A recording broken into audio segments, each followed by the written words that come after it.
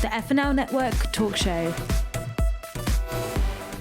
All right. Hi, everybody. Welcome to the FNL Talk Show. I am Sean, joined by three beauties as well, Bethany, Lenny, and Eugenia.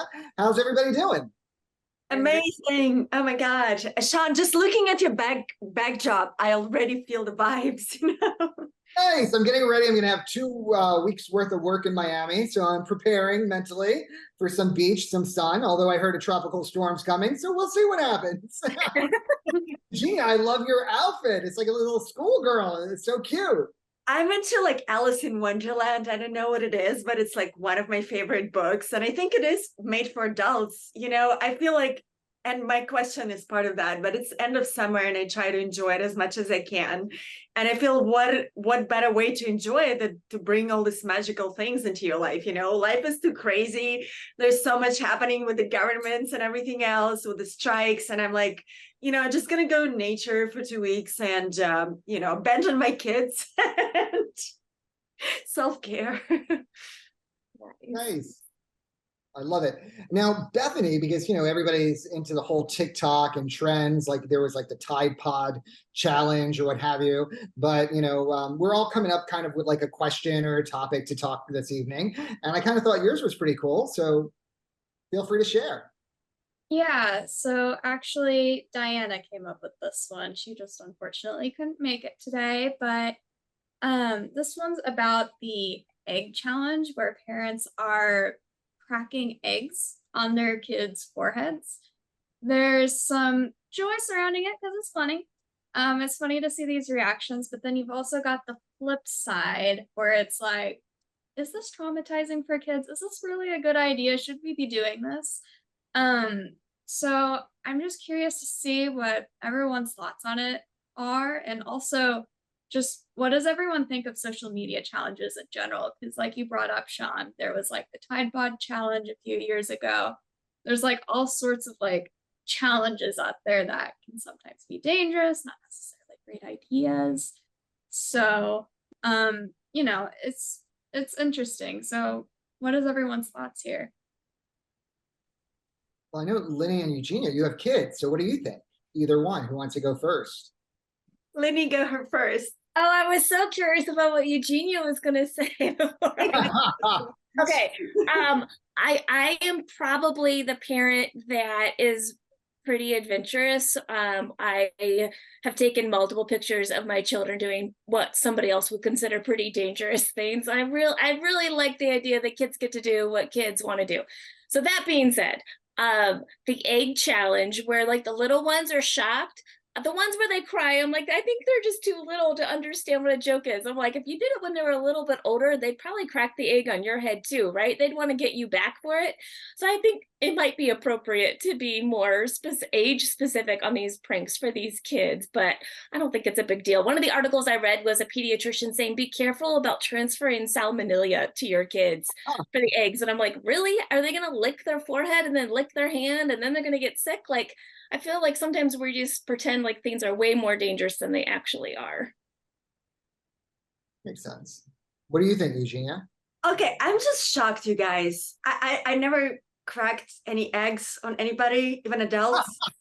I mean, the first time actually I heard about it was in Paris. And I'm like, this is like a very Parisian, Parisian people have a cliche of like being a little bit on a like, not always like sunny side of the things. And I saw the school, I lived next to the school, and I saw these kids cracking eggs on each other. And I was like, oh, throwing eggs at each other. And I was like, this is super bizarre because eggs can crack and there's still like pieces that are quite sharp.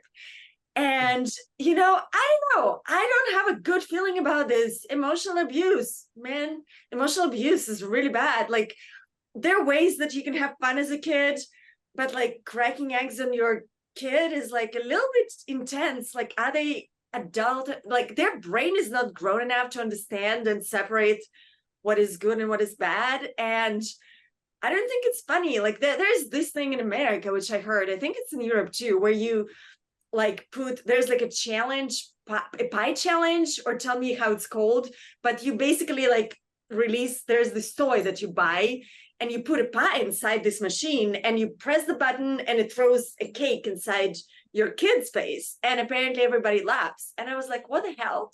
I'm so sorry. I would never allow anybody to do this to my kids. I'll probably will put this person down right away. I know, maybe I'm too sensitive, you know, but I feel all these kind of things are very like you, I don't know, it's not pleasant. If it's not pleasant, why do it? Like, is it pleasant? How is it pleasant? Like, what is funny about that? And besides, you know, I grew up in Russia and I was bullied, and I don't know how about you guys, but I used to have girls who would, for the fun of it, for the challenge of it, they're like, oh, we're gonna make sure that like there's a girl thing, and like who's gonna put another girl on her knees more times will win. So they would run after me and try to put me on my knees, right? And I wouldn't resist. And like they told it it's for fun, you know, it's a challenge. I was crying all the time. Yeah, I'm too sensitive, man. But you know what? Respect my boundaries. And only now I'm growing up to understand that. Like I took it all in myself. I'm like, oh, I don't know what fun is. Like in Russia, you know, fun is like, oh, you know, throw you out in the snow and sleep. Like our teachers told us to sleep in the balcony. That was the challenge in the kindergarten. Go and sleep on the snow, minus 30 Celsius, whatever. It's a challenge. Go eat the ice cream after and don't cry. I don't know. There are boundaries. You know, I teach my kids that. Like, you don't need to listen to other people. And all these TikTok challenges, I think I discussed it on the show once, like a year ago. There was a board challenge where you put all these weird things on the boards. And I think there's so many microbes, like it just to be popular or for the like reason, right? I know it releases a dopamine, and I think it substitutes connection and real connection and intimacy in our relationships, rather than like making fun of somebody or like accomplishing at the cost of somebody else suffering. So I would really question that. I don't think it's healthy. I'm so no against it. All right, two parents. They both say no to eggs. Absolutely. I think my kids would just do it back to me at the ages they are now. Like if I was to do that to them, no way. I would get it back way worse from them. No, thank you. I think maybe it could be used as punishment. You know, now we can't spank our kids anymore. So it could be like, don't make me bring out the egg, you know? And it could be like some sort of looming threat, you know, just for likes or whatever. I don't know. But, you know, hey, you know, if you can't spank them, crack an egg on them. That's what I say. So it could be like the new corporal punishment, you know? It's just like, do you want to get egged? All right. Now your vegetables or whatever that's be. I don't know. So that's where I go with it. What about you, Bethany? What did you think about it? Do you think it's a good thing or a bad thing? I think it's kind of a mix. So as Lenny was saying, if the kid's older, I don't see any harm. You know, as long as you don't exploit the kid, you know, as long as you're not doing it just for likes, you're just doing it for fun. Kids pranking their parents, parents pranking their kids. I mean, I know I pulled a few pranks on my parents when I was a kid too. So we get even. But, you know, it's just one of those things where, especially if they're younger, I think the salmonella concern was actually for the younger kids. Like if they're a toddler, don't crack an egg on their head. Like, first of all, that's bad because their skull isn't fully developed. And then second, they're gonna put their hand to their forehead and then lick it because that's what toddlers do. So I think it's just exercising a degree of caution with some of these challenges, and also do it for fun, but not exploitation. Don't exploit your kids on them. That is never okay. Well, yes. And you don't want to try to find out if the child really does have a soft spot in their head if they're that young. So, you know, maybe not recommended. They might permanently have an egg dent, you know, not attractive. Nobody wants to walk around with egg dents. I'm just saying. So a random thought that came up to me. I was just approved to be on the app Cameo. Does anyone know anyone who's on it? And what do you think? So yeah, Eugenia, you clap. Like, good, not? Like, any thoughts on it? I haven't done it yet, so I'm just curious. Well, that's how I found like my co-producer is scrolling on Cameo, half like having a couple of glasses of wine and just scrolling, like thinking like the universe, please give me the answer. Here comes the Cameo with an amazing manager, Barry Katz, who like I really respect. He started Dave Chappelle and created so many careers. And, like, how do you approach sometimes these people? You don't just cold call them. But what Cameo does is, right, they offer you like, oh, okay, you can have an exchange. And I think it's a valuable exchange. Money is energy, and it's time. So you pay to ask a question, somebody that you really, respect or have more experience in the business without being creepy or wasting their time or being an asshole and, being like demanding. So I was like, okay, I wanted to do a show in Vegas, and I was like, how do I put it together? All my managers are like theatrical. Like I have this vision, like it's like midnight, like what I'm going to manifest it somehow, pay Barry $5, like text him, like, how do I get this? We started talking. Turns out we talked for an hour. We have so much in common. We become co-producing partners. We create this whole show, Models of Comedy. Like it's like coming to New York and Fashion Week. Like I any platform is a platform. Like how you use it, it's up to you, right? I believe this to be true about Instagram, TikTok. Non-platform is like positive or negative. I believe it's really how consciously you use it. And why not? Now with all this strike, I think it's really hard for all of us. And also saying like managers and agents, they don't really, people get approached left and right. Like we don't need a middleman, even for models now. Like it's all, you're exposed so much. Of course, they protect you, but also it's not the same thing where like nobody knows. And, it's like one studio, they have to promote you to like know who you are.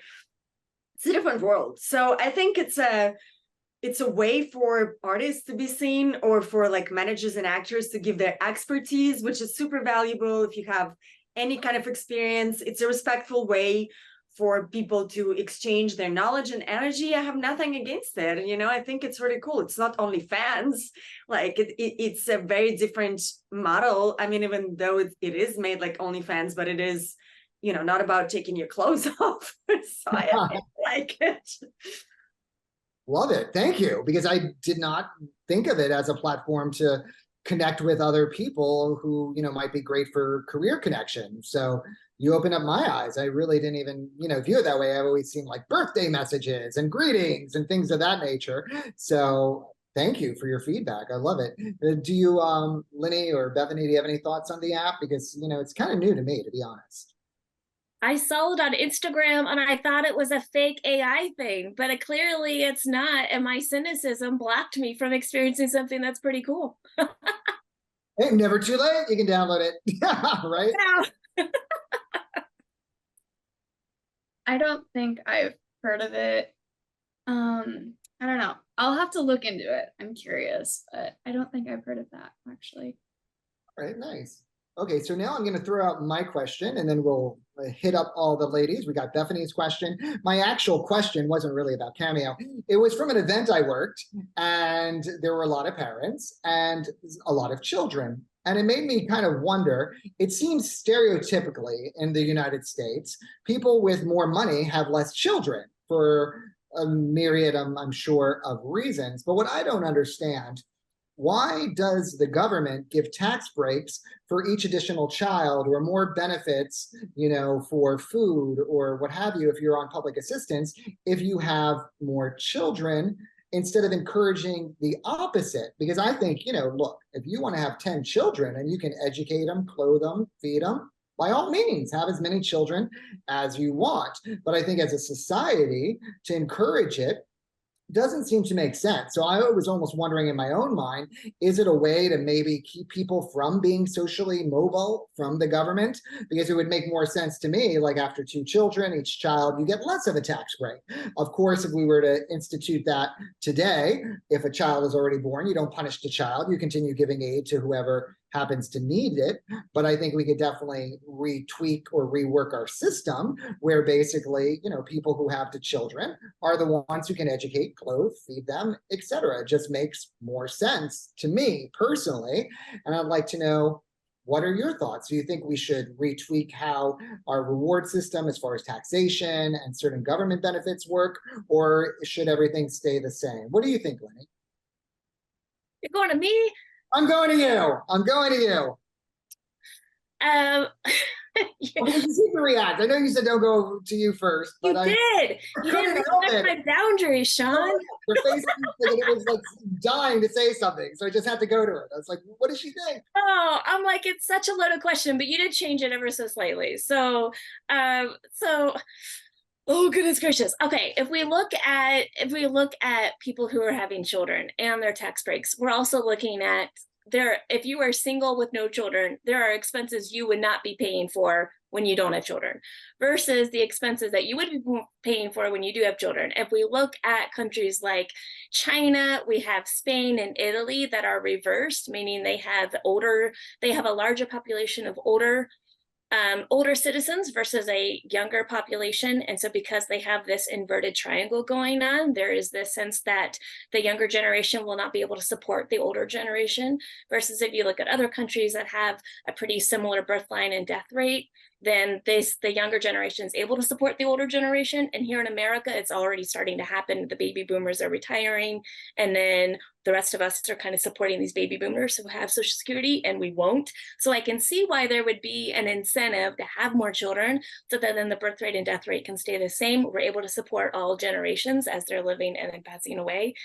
So I guess I have a slightly different perspective than you on that, but I do think it's quite interesting just to see there are quite a few more incentives for those who have way more children, and yet we also know that their income ratio tends to be less. So that's my trying to summarize my answer. I love it because honestly, I didn't think about taking care of our elders, because I think in America, it's all like for yourself. Like, once the kids leave home, they might be like, resentful because, Mom, remember when you cracked an egg on my head? Well, now you're going into the public facility for the elderly.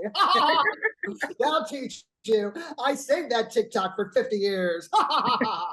So, who knows? I mean, I don't necessarily expect Americans to take care of their parents, but it'd be nice if everybody did take care of, their elders and their loved ones. Eugenia, since you didn't grow up in the US, what are your thoughts about this? Oh my God, Sean, you make me laugh so much. Like the way you laugh, it's so true. I can hire you in like some horror film about the elders, like not being taken care of. Voice and laugh, and I thought the same thing. I mean, I don't know. In Europe, I feel people are much more oriented towards taking care and community and, taking care of the grandkids, where the grandmothers would, spend a lot of time with the grandkids not being paid, but I found out in America, apparently you're like supposed to pay or whatever. Or, the elderly, they put a lot of people in the like senior houses, which in Russia or, Europe, like, I don't think a lot of people do that. They really kind of take their time off and really take care of, their family. It means a lot. So I think it's a little bit of a different culture. But also, like, I would say, Sean, for the president, because you brought up such an important topic, I think the reproductive control, it is a huge topic. Like, there's so many topics to that, but, it's such a controversial thing. And I agree with you. I would do the same, like you said, for people who actually have the money to afford it, you would give a tax break, because they're the ones who like investing in the economy, and it takes, apparently about $1 million for each person to go to preschool and, educate your kid. But, we live in a country of immigrants, and a lot of times people support immigrants. And to be honest with you, sometimes it is more profitable for immigrants to have more kids than actually get an education and go have a career, and maybe it's not possible to have a career. So maybe it is much easier to, keep having kids and then getting all these grants from the government, which happened during COVID. That's why people didn't want to work, because they keep getting all the government checks. So I think it's the same, controversial kind of topic of, who we are as a country, and we're so divided and so separated, and the immigrant crisis is so huge. So I think there's a lot of things to address in that. I know, in countries like Norway, they do give you $1 million if you have a kid, but the population is pretty much economically the same. In our country, it's such a diverse, economical situation, and it just gets separated more and more with all the like workers being on strike. And what is going to happen is it like 1% of people who can afford everything, like the farming is going to hell, so yeah, it's a bigger question. And for women to be controlled in reproductive rights, it's a separate topic as well. like, the abortions and the just your body, like how much you own it, and are you allowed to have kids? Is the government supposed to control how many kids you're going to have, like in China? So yeah, I mean, it is, there's a lot of questions to be brought up, and I think they're not very clear. And I think they're up for discussion. That's where I'm at. Nice. Another option, maybe like screen how these children are probably going to turn out. And if we don't like them, make them get rid of them. I'm kidding. I'm totally kidding. So Bethany, so what do you think about this? Do you think that, we should do incentives, non-incentives? So I think the issue is very complicated, as we were discussing, but I don't think necessarily correlation is causation. I don't think necessarily that the tax breaks are an incentive, because kids are way more expensive than any tax break is going to give you. Any government grant, that's not going to cover the cost of kids. Kids are super expensive, especially now with the cost of living going up. I think the big thing is poor areas don't necessarily have access to birth control. And what I mean by that is like reproductive health, like going to the doctor for that, or getting birth control pills, because those can also cost money in certain situations, or you don't necessarily have the best health care who will let you have that for free, or you're not as educated about it because poor areas don't always have access to sex education. So I think that's part of it. It's not necessarily like oh yeah, let's just have more kids to make money from the government. It's a lack of education there. Like, they don't necessarily have the resources to prevent that, to prevent pregnancy, like say a wealthier person might. So I think that's kind of the root of the issue. That's kind of how I've always seen it. But I do think it would make more sense, if you don't have the resources to have kids, don't have kids. If you don't have that kind of a financial backing, it doesn't make a whole lot of sense to just have kids. But the world's complicated. Everyone's situation is complicated, and things don't always happen the way we intend them to happen. So I think it's one of those things where it's not necessarily the government's trying to make poor people to have kids. I think it's more so they see it as kids are expensive. Let's try to give these people a break because kids are expensive. But yeah, it's a very interesting topic to bring up. All right. Well, hey, everybody watching, feel free to write in, give us your thoughts, because we're all over the place. Who knows? Maybe somebody has the perfect solution. And, behind me, I have a very tropical background. And Eugenia, you're saying you're enjoying the end of summer. So let's hear your question. I don't know. It kind of came spontaneously. I was like, I need to come up with a very serious question. But then I was in the nature and I'm like, oh my God, how are you guys just being present, in the current moment, enjoying the last week of summer? Are you kind of people who like, click to the seasons, or are you like, oh, today I don't know what day it is, and do you usually make plans for the fall? I don't know, Lenny, you have kids, so that's like a big change usually for us to to start a new year and like, these are my plans. Like, do you have any aspirations? Like, what are you looking for? I'm really excited to know where you're going and what are you excited about? What kind of creative projects you're into? And I'll start with Sean. Sure. I have a lot of work travels coming up. To be honest, what I don't like, I love New York City. I love the energy of it. But starting in December through January, at least, it gets dark at 4 o'clock in the afternoon, which is like just so depressing to me. So the lack of sunlight, to me kind of affects me. I do a lot of MC work and traveling as a spokesperson. So often I'm in warmer climates, which I actually enjoy, during winter. But being in the Northeast, for, some seasonal winter, like can really like affect me. I mean, even to the point, I'm kind of tan, but I look orange right now because of the light I have on. It's kind of orange. But anyhow, I used to even like, use like a tanning bed. I think it was just like so like deprived of like warmth and for like sunlight. Thank goodness, like no skin cancer, knock on wood. But, I stopped doing that for health reasons. but I really just like the whole light deprivation and warmth deprivation, not a fan. So I really definitely do like spring and summer are probably my two favorite. Fall, I just don't like because then I know winter's coming.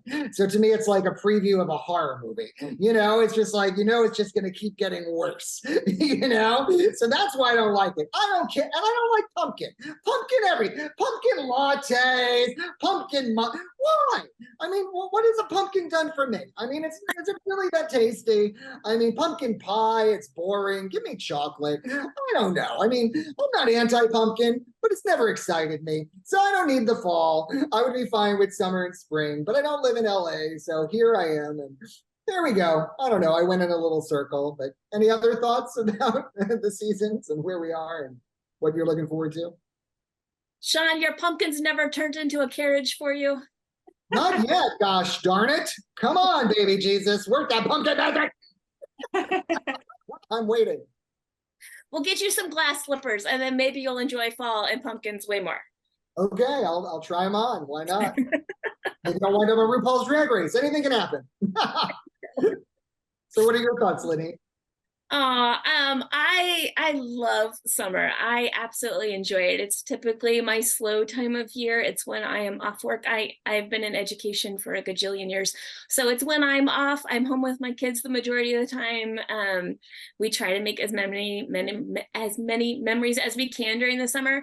And this year I have a kid going into her sophomore year. And so we're already looking at colleges and art portfolios and all those things that it's signaling the end of an era in a way. So this school year starting I've definitely felt a little bit of grief. I really, really enjoy summer. So for the fall, I enjoy wearing fall clothing way more than summer clothing though. So I like being warm and I hate being cold. So I'm great with all the layers. So I guess in that way, I'm great with the fashion part, not so much with all the kids running around and being able to spend less time with them is not fun. And what about you, Bethany? Summer thoughts? So actually I like the summer and I hate the summer. I think it's because I'm in the Midwest. So in Kansas, when it is summer, that grass is dead. Like it's too hot. The grass is just dead. Unless we just get a bout of rain, which is very unusual in like July. So it's really not all that scenic. I like the idea of summer and having breaks. As a kid, I loved it because summer break, why not? As an adult, I don't have a preference because summer is summer. It's the same as any other season when you're always working. But I personally love the winter, actually. I like seeing the snow. We get some pretty snow here. It's not piled to the point where it's a problem. It's just like a light dusting and it's very pretty. I love the look of spring. I hate the weather. I also hate the allergies because I'm allergic to everything. So the spring is horrible. And then the fall, I agree on the fashion part. Fall fashion, so much fun. I love it. I love the way that the trees kind of turn colors in the fall, but yeah, I have a love-hate relationship with a lot of the seasons, but I do love winter, even though it does get dark early, but that means it's easier to sleep in my opinion. So It's so funny. I'm so sorry, Sean. Go ahead. Oh, no, I was just saying, well, we love you and all of you. And yes, Eugenia, share what you'd like to share. Well, I love listening to you guys because I think it doesn't matter what the topic is. You learn so much about the person and personality, and like I can know more about you now just through the simple question. Because I think it's so psychological, like how we relate to the things outside of ourselves. And it's interesting. I mean, now I'm in Malibu for a couple of weeks, and I love it. I think the sunshine like radiates me like an electronic bunny. So I'm just jumping up and down. Too much energy. Like I just went in the sun a little bit on the beach surfing. Like this is my last week of surfing. I love being in the water. It like gives you so much energy. And I think it's so important to be in your body, especially now that we're on our computers all the time. It's much easier, of course, in summer to get out and like be in nature and like not be, especially in New York City. I know how it can get into a struggle if there's anything, like snow, forget it. And, you're just like fighting your way through the crowds and people, and everybody's rushing to get somewhere. But I do enjoy, in LA, you get used to like everything is the same. And when it's Christmas, it's still sunny, and like it just doesn't make any sense coming from Siberia or, Russia or anywhere else. So I do enjoy every season, and I'm so grateful for every season. I think it does psychologically changes a lot, the mood for sure. I remember going to do a play in London and just being around the leaves. And you do feel like you associate with the grief part of yourself. Like I was like, it's so beautiful and they're dying, and like it reminds me of all this nostalgia, like, time to write all this poetry and do this play, like very dramatic. And then the winter is like hibernating, or you're like skiing and getting through the coldness. And it's super fun too. I think every season I just enjoyed it. I do like pumpkin things just because I didn't grow up around anything. I grew up in Foodlands, and even the way they put all this pumpkin like fake smell outside of every place, and you're like, oh, it's not real. It doesn't smell like a real pumpkin, but it's still very like warming and welcoming. And even if I don't eat the pumpkin pie, I can stare at it and make a selfie with it for Instagram. So I don't know, I think life is so beautiful. And I usually am kind of a person, because the kids go to school, that's when I notice like, oh, it's time to get back to like being serious and like setting goals. So I usually do set up, I take a little bit of time in August. It's very hard to balance family and being an independent artist. As you guys all know, we always hustle like 24/7, but I do try to take some time with kids in August at least, to shut everything off, for like these 2 weeks, no work, things like that. And it's a strike, unfortunately, for people. You can't even afford to take vacation sometimes. So shout out to everybody who's in the picket lines, for all the workers. But yeah, I mean, I usually set up goals, and, like in September, I'm like, yeah, let's make this happen and this happen. And you're like tunnel vision into accomplishing things until December. And it's maybe a Capricorn thing a little bit of like, let's climb the ladder and make every list and, do that thing. So that's me. I love it. It inspired me. I mean, I was just getting depressed because I see the leaves change colors. I'm like, great, they're going to be dead soon. So, now I can be like, let's make a list. Let's enjoy that pumpkin, like, oh, thank you for the pumpkin. When I have to wear the tent sweaters and freeze outside, I'll be like, oh, Linny's so right. This fashion is awesome. It doesn't matter that I can't feel my toes. I have a cute sweater on. Life and happiness. Yeah. So, new ways to look at things. I love it. So, Linny, what is your question? My goodness gracious. I'm just imagining you taking a selfie with the pumpkin. You're like, I don't like you, but I'm going to check off goal list. Here's the goal, checking it off, selfie with the pumpkin. I might start throwing them at children instead of the eggs. It might be the new thing. It might be the new challenge. Hit toddlers with pumpkins. There so you go. Everyone has my fear of the fall, not just me. There you go. Oh my goodness. Okay, so my question was, what is like the worst fashion trend you have ever participated in that at the time you were like, this is so cool, and now you're like, I want to burn all those photos?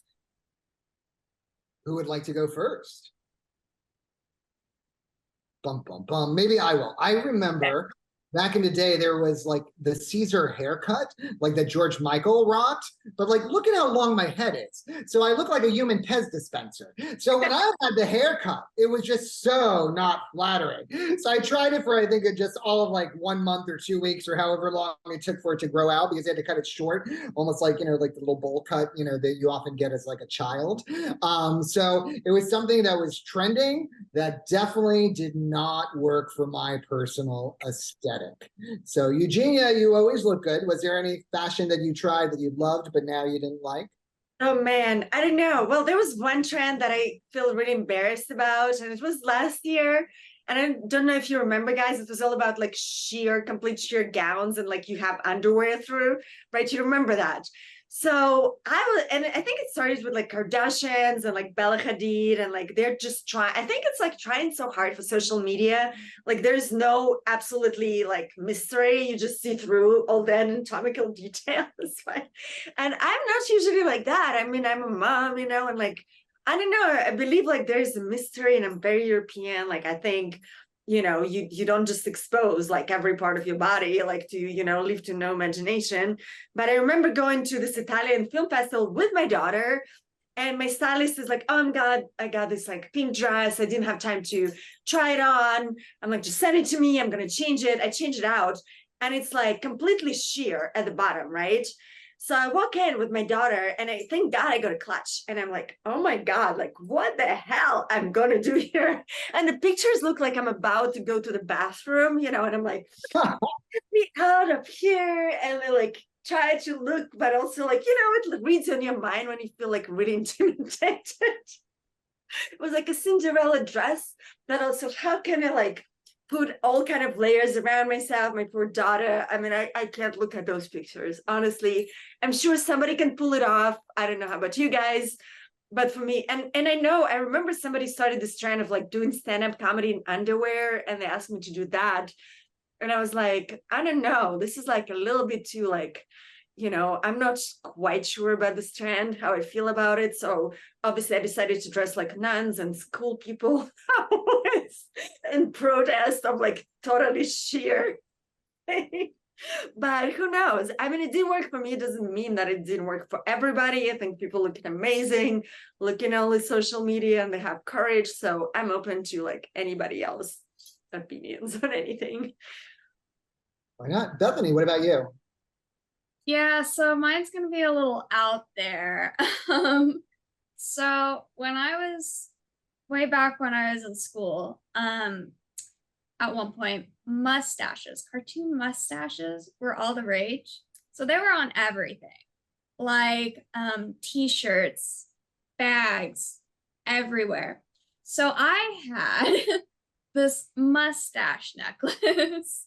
It was this like color changing mustache necklace. I thought it was so cool at the time because it was very on trend. Like everyone had their mustaches, like the Chihuahua t-shirt, the Chihuahua had a giant mustache on it. There was like the shirts with the I mustache you a question, you know, stuff like that. And I thought it was all the rage, but it's a little funny looking back at it, but I would not wear that again, obviously. Unless you look at Silver Lake. That's true. That's true. Silver Lake is still right there in it. All the guys, or are the women rocking mustaches as well? Is it a big ethnic population? No electrolysis? What's going on in Silver Lake? No, it's like on the buildings. Like it's on the buildings, and it's on the coffee cups, and it's on the street signs. And yeah, feel free, Eugenia, to your experience of Silver Lake. It's like very artistic and hippie, and I don't know what mustache means, but I remember when you enter Silver Lake, you have to have a mustache. Oh, who knew? Yeah, it's like in all the shops, and still for years and years and years. Yeah. Huh. What about you, Lenny? Since it was your question, any fashion you regret? I have so many. I guess the story that comes to mind was when I was little, and my mom convinced me that going to Goodwill was like the equivalent to like going to Broadway or something. And I was super excited to get these like brown corduroy pants. I just thought they were the coolest thing in the world. And then showed up at school, and I had them on backwards because you couldn't tell which one was the front or which one was the back. And the pockets for the front were now the pockets in the back. And I totally remember everyone making fun of me for my pants being on backwards and the fact that they were corduroy, and that corduroy was not cool, but I thought it was cool until I got made fun of. That's the story that comes to mind of like, yeah, corduroy. I don't think corduroy was ever in, but man, for a hot minute, I loved those corduroy pants. And it turns out your mom was doing a TikTok challenge to put you. Probably. So see, it all goes full circle, you know. Fighting from early age. Everyone loves these. These are great. Exactly. That could be the next one. If you're not throwing pumpkins, you could put your child in backward pants from Goodwill. You know, many ways to torture the future children that we were undecided whether they should get extra aid from the government or not.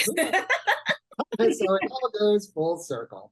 All right, ladies, any other final thoughts for this evening of our last weekend in summer before Labor Day? Just relax to have a thought at the moment. Relaxed is good. What about you, Bethany or Lenny? Yeah, all good? Yeah, we're good. Thank you. Awesome. I'm good too. You all are beautiful. Enjoy the rest of your summer, beautiful ladies, everybody watching, and thanks for joining us. FNL Talk Show. See you next time. Bye. Bye.